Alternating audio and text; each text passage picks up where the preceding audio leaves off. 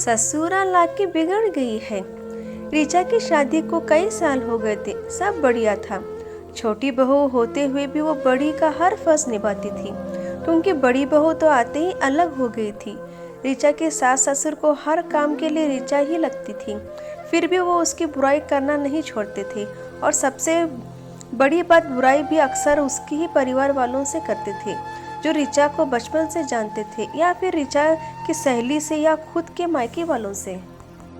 पहली बार जब शादी के बाद ऋचा की दोस्त आई तो सासू माँ ने उसे ही ऋचा की बुराई करना शुरू कर दी। जब ऋचा को पता लगा तो उसने अपने पति राजेश से कहा, माँ जी को समझा दिया था कि कम से कम जो लोग उसे जानते हैं उसे तो उसकी बुराई कर खुद की जगह हंसाई न करवाइए। पर उन्होंने ना सुनी, बल्कि और ये आदत ही बन गई थी।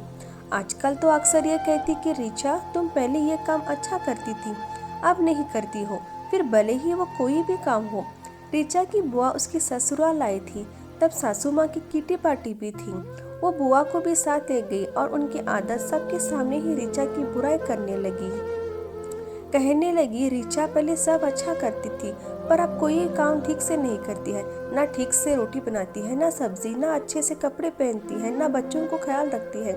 वो और कुछ बोलती इससे पहले ही ऋचा की बुआ बोल पड़ी, लगता है ससुराल में अकल बिगड़ गई है, क्योंकि हमारे घर की तो वो बड़ी बेटी है और सारा घर और ऑफिस दोनों अच्छे से संभाल लेती थी, और बड़ों से लेकर बच्चों तक सभी का ध्यान भी रखती थी।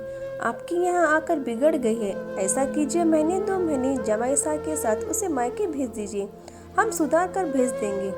अब ऋचा की सासू माँ का मुंह देखने लायक था, उन्हें बोलने के लिए कोई शब्द नहीं मिल रहे थे, तो बस फिर उठकर चली गई, ये कहकर कि आती हूँ, जरा कोई बुला रहा है।